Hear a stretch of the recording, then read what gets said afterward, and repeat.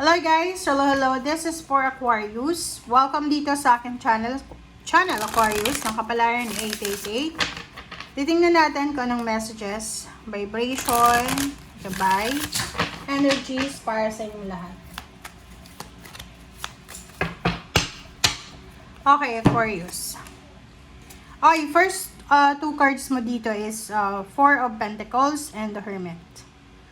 Sa first 2 weeks ng March, ang nakikita natin dito, may mga Aquarius na sobrang matagal na kayong nagbabalak, nag-iisip, nagpaplano na mag-ipon ng pera, para magpakasal, mag-ipon ng pera para bumili ng bahay, ng sasakyan, ng lupa, or ng ano pa man na investment, mag-travel, ganito. And sa 2 linggong ito, mayroong opportunity na posibleng ilalahad sa'yo. Parang ipapakita sa'yo. Ipapakita sa'yo ng universe na, oy, Aquarius, may oportunidad ka na, may pagkakataon ka ng makapag-ipon ng pera. Like for example, kung breadwinner ka, sa first 2 weeks of March, possible na hindi ka na breadwinner. Kasi mayroon ng bagong breadwinner sa family mo. So, sinasabi ng barahan na there's an illumination. Mag-illuminate yung buhay mo. Lalo na sa pera. There are several ways na makapag-ipon ka. There are several ways na matustusan mo yung mga pangangailangan mo. Kumaga, mahahanap mo, simula ngayong 2 linggo, mahahanap mo yung tamang diskarte kung paano mag-ipon.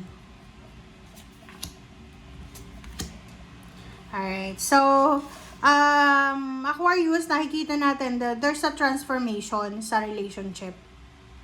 Maybe matagal ka na bang nakikipag-live-in or boyfriend-girlfriend? Kasi sa relationship, even the family, possible na may magta-transform dyan. Like, from being single, magiging married. From being married, maghihiwalay, parang gano'n. So, may transition. And yung transition na to, yung pagbabago na to, kasi this one is butterfly. Endings and new beginnings yan eh. Alpha and Omega. Ano man ang magtatapos, ay posibleng magiging susi para sa iyong emotional fulfillment. Kumbaga, may matatapos sa buhay mo na after matapos nun, doon papasok yung emotional happiness mo. Okay?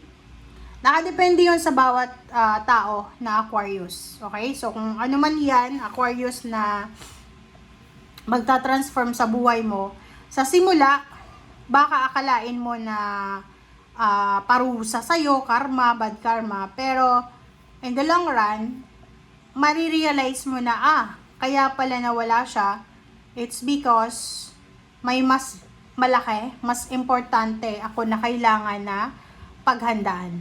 Okay? Alright, so let's check. Let's clarify, Aquarius.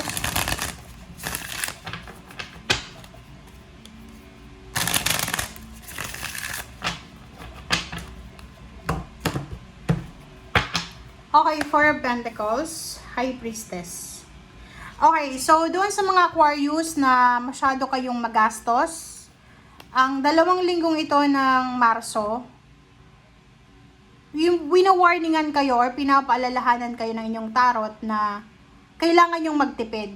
Kailangan yung mag-save ng pera sa 2 linggong ito. It's because there's a hidden situation sa pag-iipon na yan. So, may kailangan kayong pag-ipunan kahit na hindi nyo alam kung ano yung pag-iipunan nyo. Kasi may posible kayong paggagastusan maybe in several weeks or in several months.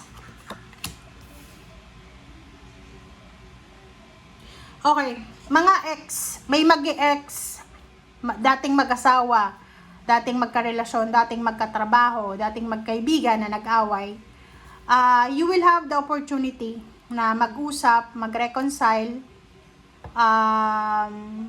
ma-renew yung relationship nyo sa linggong ito. 2 linggo siya. Okay, this one. Sabi ko na eh.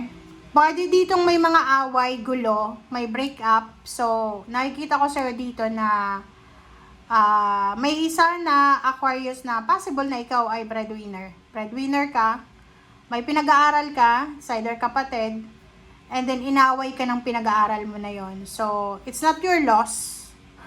Diba? So, parang sinasabi na isang pag-aaway, isang miscommunication, isang competition, isang hindi pagkakaunawaan, ang posibleng magiging rason para matapos na yung burdens mo sa buhay.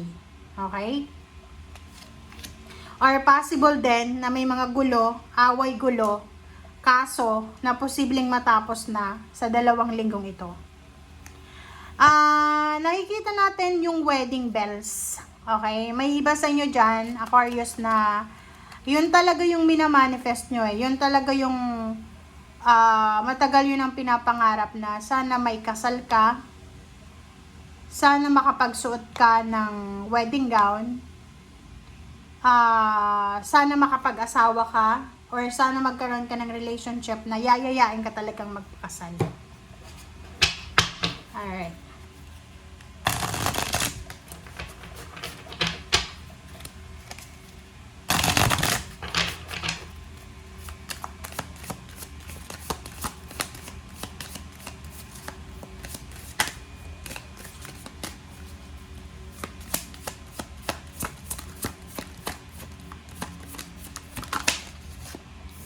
Okay, Scarab, Beetle Spirit. Wow. Magic works through you. So, yun. Sinasabi ng wala sa'yo na there's a miracle happening. Ihanda mo yung sarili mo.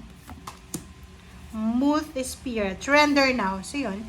Parang sinasabi ng wala sa'yo na there's something or there's parang situation, unexpected situation na posibleng mangyari for the 2 weeks na wala kang control dyan. So, ang magagawa mo lang is tanggapin. I-surrender mo sa divine, sa universe, kung ano man yan. Alright. Last 2 cards tayo.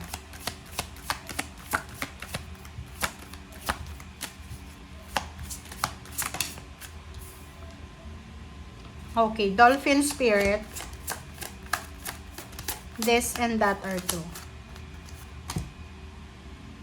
Okay, so siguro may mga situation ngayon 2 linggo na pakiramdam mo mag-isa ka lang na lumalaban sa buhay.